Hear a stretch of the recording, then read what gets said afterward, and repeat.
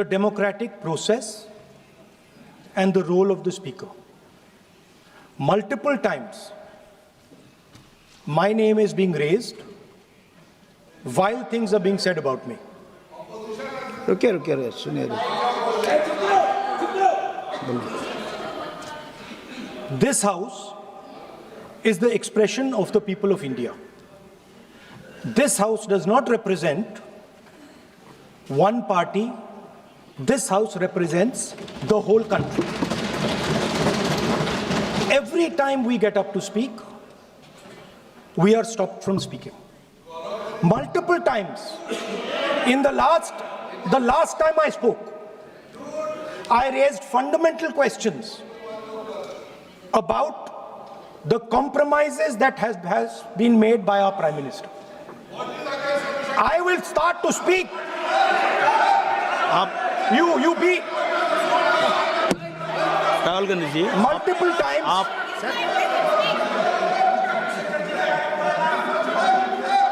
Sir, multiple times. No, you will be allowed to speak. No, you have mentioned you would.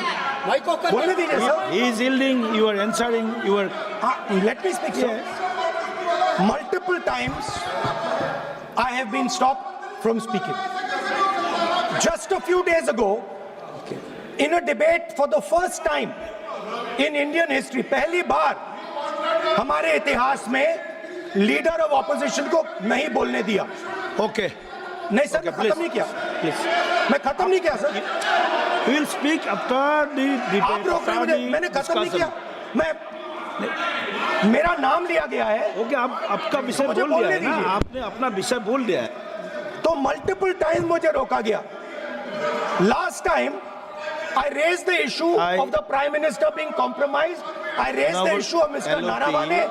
I raised the issue of Epstein. Honorable LOP. And I raised the issue of Adani. I have given I was silenced. Permission that this after the speech of these Ravi Shankar Prasad ji, are you will be fundamental given to the the people of India. scope to speak. Our Prime Minister has been compromised. Everybody knows the Ravi Shankar result of the Prasad ji. compromise of our Prime Minister. Ravi Shankar Prasad ji, please start.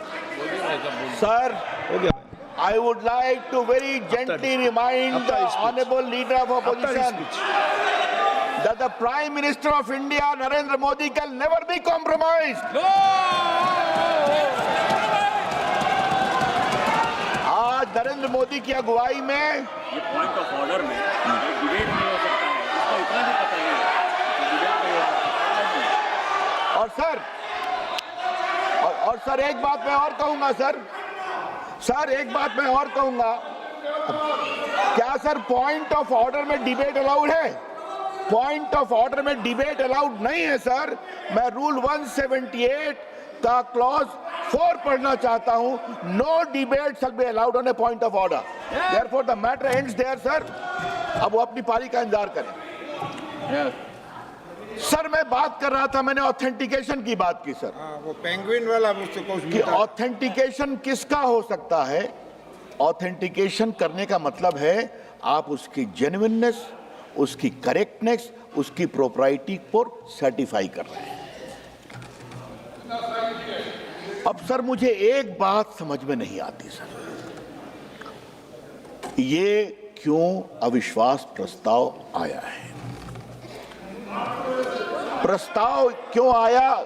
Gaurav Gogoi ने बार बार कहा, वो सारे पुस्तक को लेके बात कही कि अगर वो मैगजीन कोट कर रहे थे तो क्या दिक्कत थी. सर मैं अपने को एक सवाल पूछूंगा, जो किताब छपी नहीं, जो किताब अधिकृत रूप से सर्कुलेट हुई नहीं, जिसको छापने वाला कह रहा है मैं कानूनी कार्रवाई करूंगा, उसको कोई ऑथेंटिकेट कैसे कर सकता है? कैसे ऑथेंटिकेट कर सकता है सर? मैगजीन, यहां मैगजीन दिखाया गया, वो मैगजीन भी गलत है सर, वो नहीं छाप सकते सर. तो सर कहने का मतलब क्या है कि ऑथेंटिकेट अगर आप नहीं कर सकते तो बार बार जो कहा गया कि हम इसको ऑथेंटिकेट करेंगे, ये गलत है. अब सर इसके अलावे एक और बात आती है सर, और वो बात मैं कहूंगा, मैं कोट करूंगा, वो जो स्वीकार करेंगे. 2 बार बहस हुई है अविश्वास प्रस्ताव पर. एक बार माननीय जवाहरलाल नेहरू ने जवाब दिया और एक बार माननीय राजीव गांधी ने जवाब दिया। अब आप कहेंगे उधर से कि आप इनको क्यों कोट कर रहे हैं? अरे भैया, स्पीकर पर अविश्वास प्रस्ताव में दोनों नेताओं ने जवाब दिया तो उन्हीं को ना हम कोट करेंगे। संसद में सर आपको परंपरा दिखानी पड़ती है ना। तो आज सर हम बहुत विनम्र भाव से जरा सा नेहरू जी ने क्या कहा था मावलंकर को,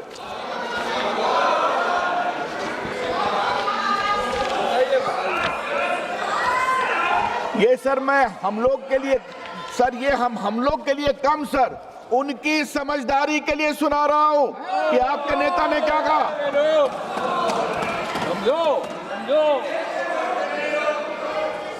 Jawaharlal Nehru called it vicious and the opposition charged an exhibition of incompetence, frivolity and lack of substance. He reminded the House that the motion of removal is an extraordinary procedure justified under extremely grave circumstances.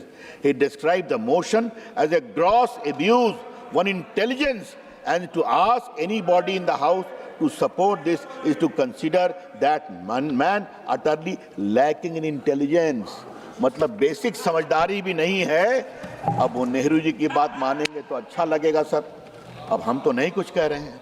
और इसी बात को जब बलराम जाखड़ का विश्वास प्रस्ताव चल रहा था तो माननीय राजीव गांधी ने कोट किया है।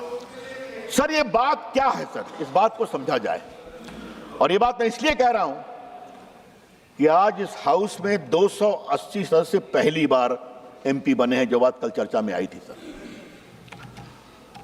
वो इस हाउस की परंपरा को समझे, वो इस हाउस के गरिमा को समझे, वो इस हाउस के पूरे गहराई को समझे। सर हर चीज लिखित नहीं होती है, लेकिन कुछ चीजें अनरिटन होती हैं, और वो अनरिटन लक्ष्मण रेखा परंपराओं से आती है। और सर आज मैं एक बात कहूं, मैं जरा सा माननीय स्पीकर साहब के बारे में कुछ कहना चाहता हूं।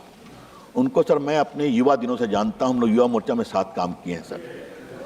मैंने उनकी गरिमा देखी है, मैंने उनकी शालीनता देखी है, और स्पीकर बनने के बाद उन्होंने जिस गरिमा का परिचय दिया है, कितनी बार उस बेंच को घेरा गया सर, घेरा गया, कागज फाड़ के फेंके गए, लेकिन उन्होंने शांति रखी सर।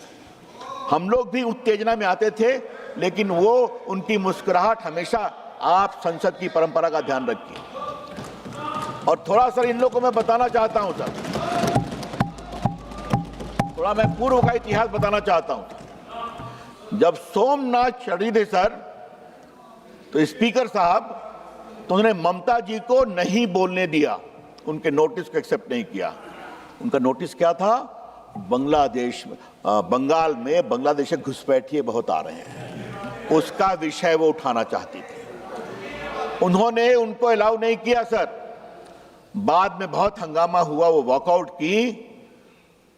ये एक ट्रेडिशन है। दूसरी बात 2008 में सर, जब पैसे का खेल हो रहा था सरकार को बचाने के लिए, नोट की गड्डियां रखी गई थी, तो अडवाणी जी को बोलने नहीं दिया सोमनाथ चटर्जी जी ने सर। उस समय मैं भी सांसद था दूसरे हाउस में सर। वहां पर हम लोगों ने जाके घेराव नहीं किया, कागज नहीं फाड़ा, सारे बीजेपी के लोगों ने वॉकआउट कर दिया और सदन में आए भी नहीं प्रोटेस्ट में। ये तरीका है प्रोटेस्ट करने का सर? सीखो। ठीक है, आपने हमारी बात नहीं मानी, गलत मानी, हम वॉकआउट करते हैं। और बार बार सोमनाथ चटर्जी अपील करते रहे प्लीज कम, और कहा गया कि नहीं जाएंगे। सर कहने का मतलब क्या है? ये परंपरा है यहाँ, पूर्व की परंपराओं की बात तो कही गई है सर, अच्छी बात है।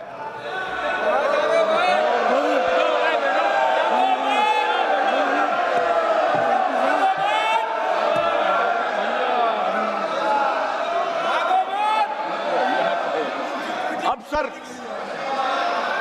ये सोमनाथ चटर्जी की बात मैंने बताई। मैं हाल की घटनाओं को मैं पहले पूर्व में नहीं जा रहा हूं